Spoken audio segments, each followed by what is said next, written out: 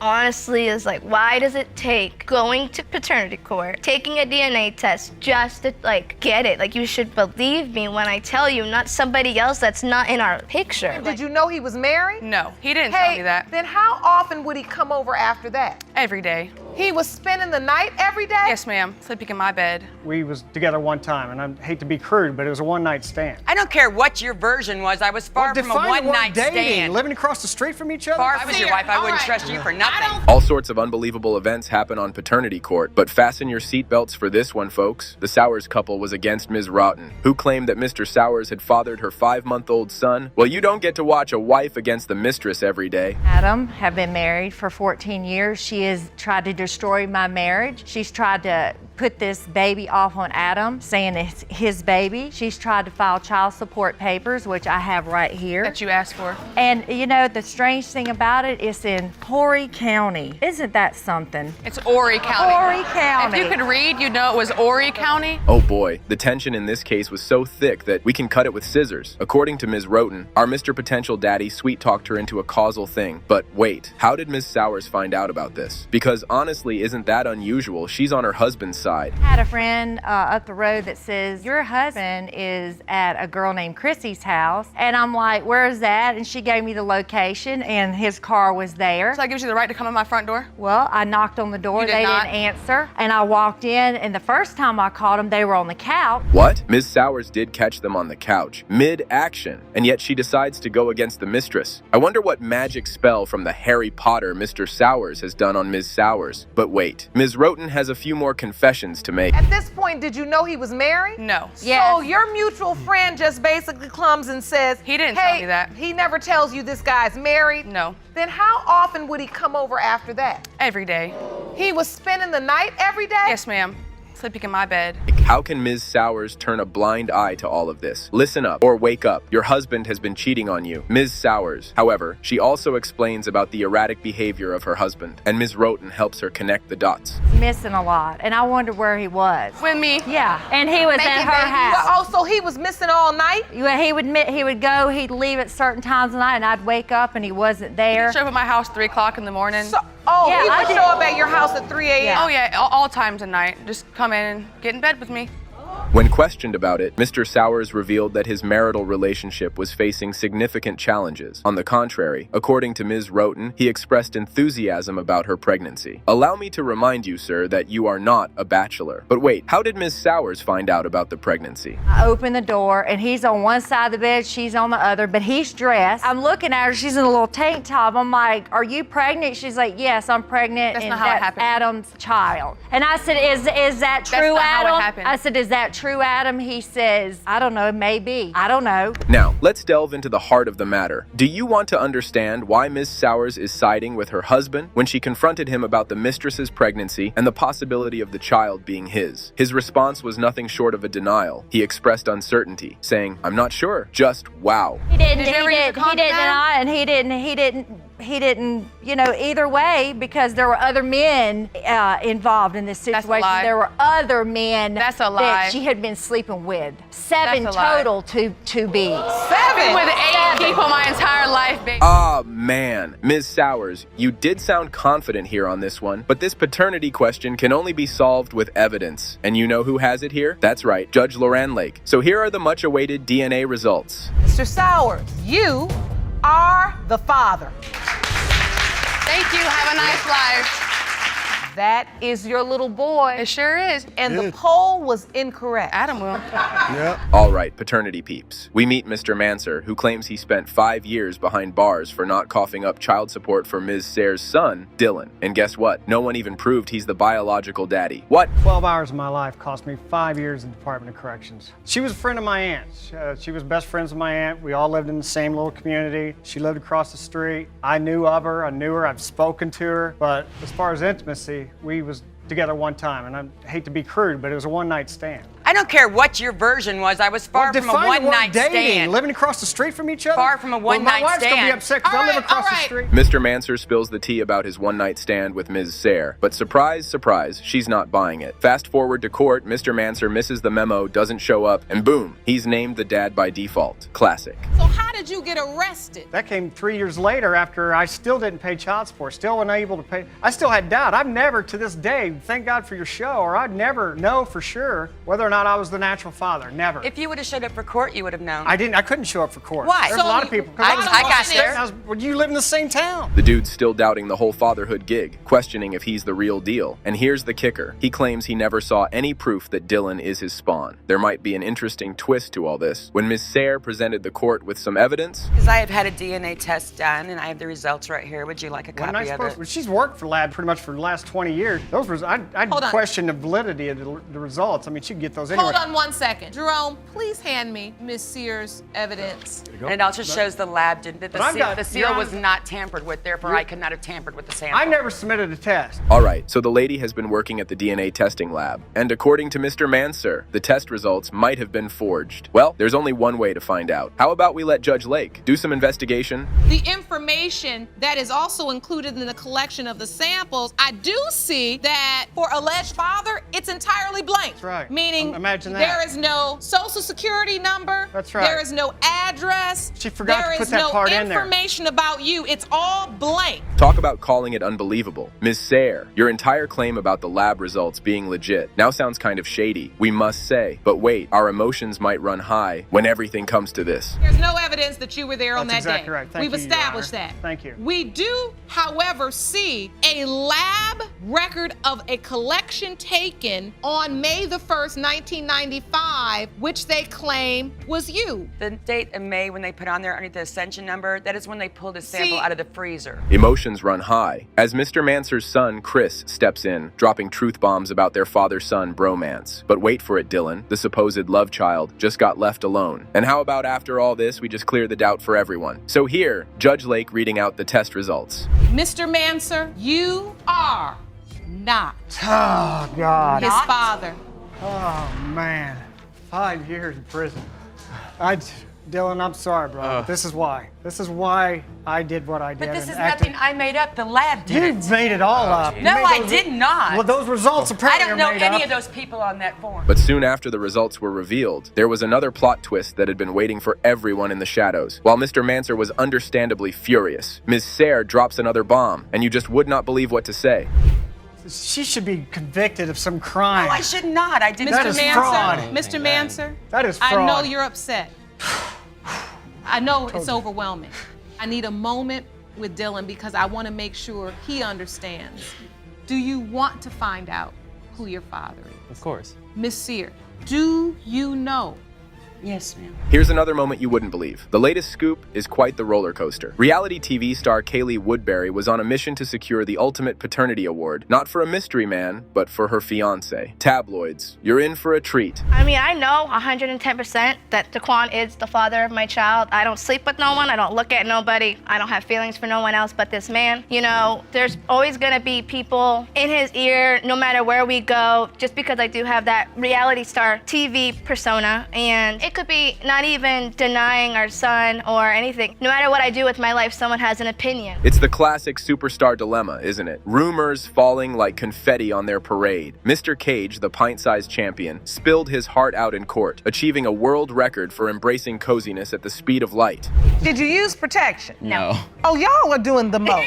So we start off irresponsible. Yeah, yes. Have you decided your boyfriend and girlfriend now? I mean, what is Not right this? away. No, not right away. We were still just like hanging out. I mean, like, people were always telling me, they were just like, even some of her co-stars, they were just like, hey, listen, don't trust Kaylee. She's out there. And I say birds of a feather flock together. In case you thought that was too much, brace yourself. Mr. Cage, the Sherlock of Celebville, has cracked the superstar code and even obtained a crystal ball for her playbook. Let's hit warp speed and zoom into the baby bump saga. You knew we were headed here. I me, told her it's she was a shock. lying. I was like, you're lying. She was like, no, I'm not. I'll go get another one. And I was like, take go get it in another front of one. you. She got another one. It was positive. And I mean, like, I was happy but scared at the same time. When does the doubt just 4 set months in and you go, is this my baby? So the doubt started kicking in. 3 months in.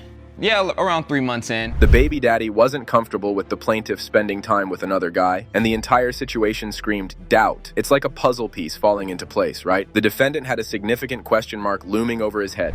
You were saying all the right things, but you were feeling something different. Of course. You really weren't living your best life. You was living your best lie. Yeah. Right? And Miss Woodbury, what it seems like to me is this public persona was affecting your relationship. Very much so. And then especially when it's my child, like our child. Get ready for the spectacle. Doubt is in the driver's seat, and guess who's riding shotgun? Judge Jake, with a PhD in raising eyebrows. This TV star is in for an eyebrow-raising lesson, folks. It's time to take notes. There are certain lyrics in this courtroom that are familiar. When you start singing a song about, and see, says he's got dimples and he's got dimples. He's got an eye and he's got an eye.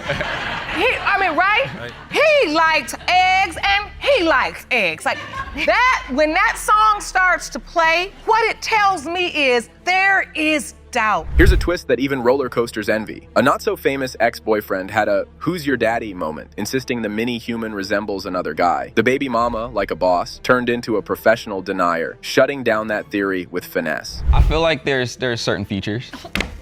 Where? I feel like Where? features. He looks, okay, one, he's so much darker than you. And It don't matter. You're No. like Just no. He looks I don't have to say it. 110% nothing like the other man. The other man looks nothing like him. Miss Woodbury, I gotta say, in this courtroom, that's defunct testimony because it doesn't mean anything. After plenty of he said, she said, our court queen, Judge Lake, steps in for the grand revelation. The anticipation was palpable. The DNA showdown unfolded with what felt like a closure sticker or something along those lines. Mr. Cage, you are the father. Thank you.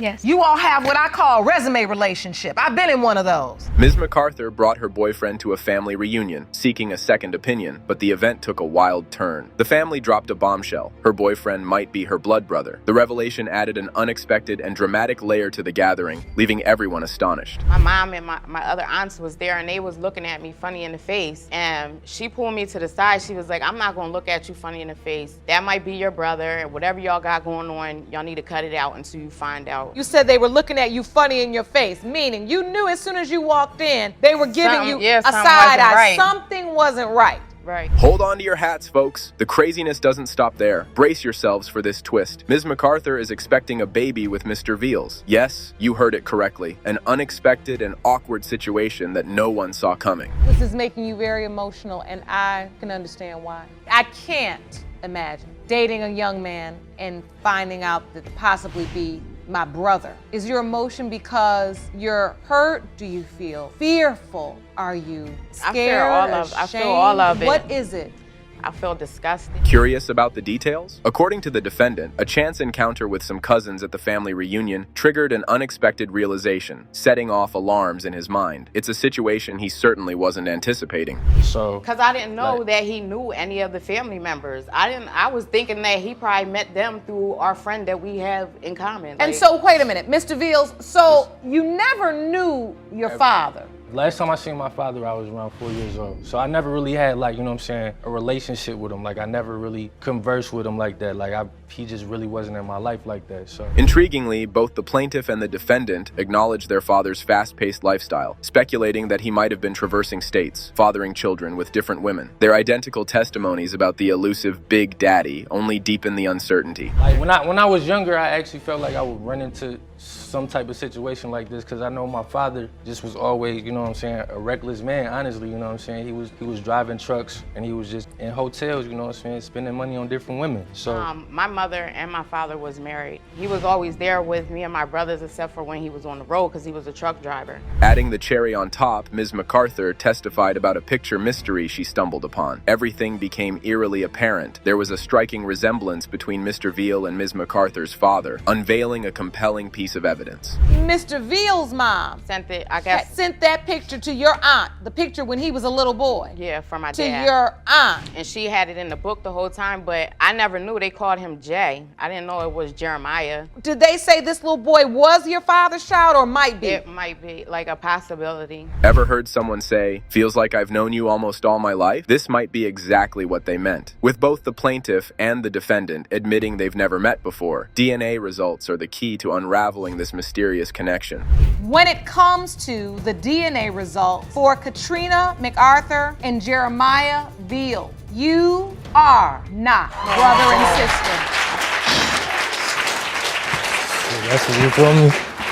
Phew, what a relief. Mr. Veal, it's a thumbs up for you. Time to start planning that wedding. This entire thing could have been one big disaster if things didn't favor you both right. However, this might be one of the most unbelievable moments.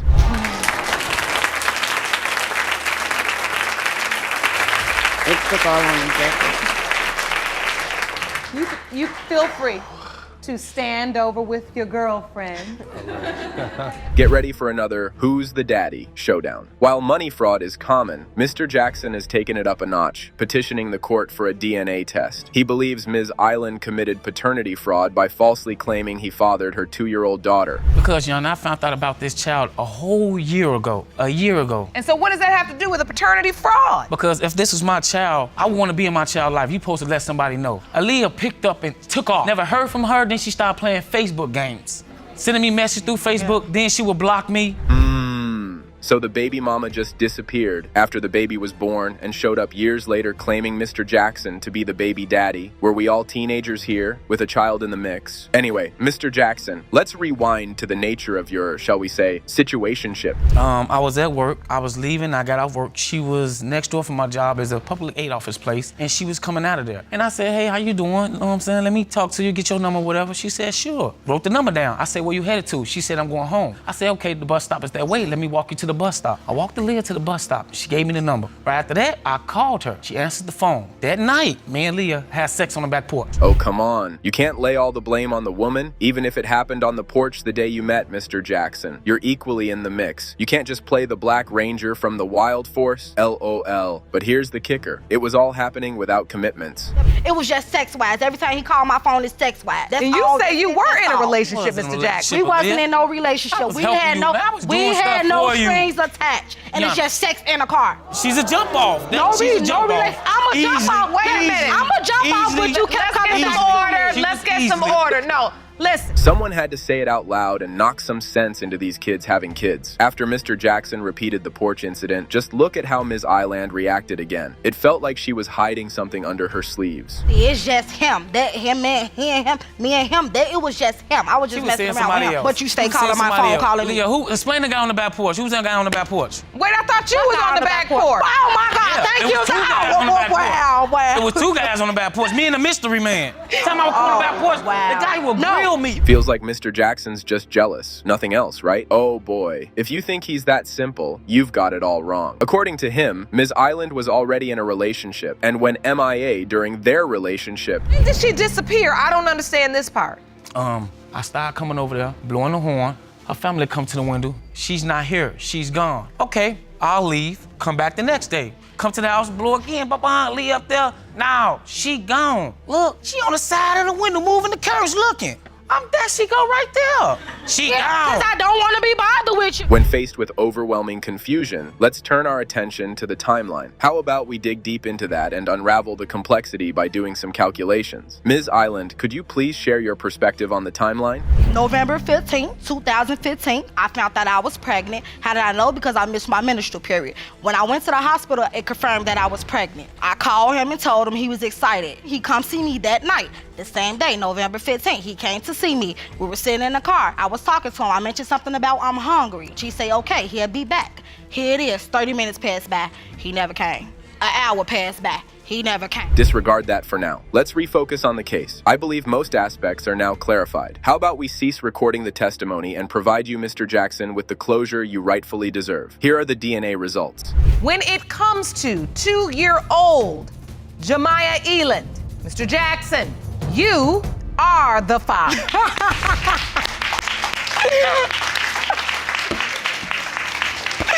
Woo! You are the father. That's your beautiful little girl.